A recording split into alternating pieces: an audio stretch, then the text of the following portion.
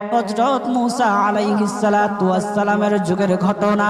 একজন বড় পাপিষ্ট ছিল, জীবনে এমন কোন গুনাহ নাই যে গুনাহ সে করে নাই।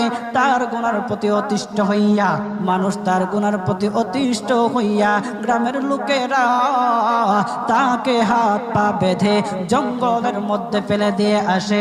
জঙ্গলের মধ্যে থাকতে থাকে, কিছুদিন থাকার পর মালাকুল মউত যখন তার সামনে এসে উপস্থিত, এর আগ মুহূর্তে সে বান্দা আল্লাহর কাছে ডেকে ডেকে বলতেছে,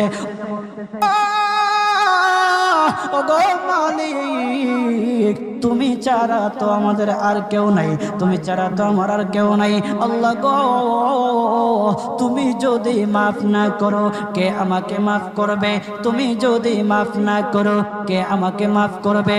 তুমি যদি আমাকে মাফ করো তাহলে তোমার কোনো দিকে কমবে না, তুমি যদি আমাকে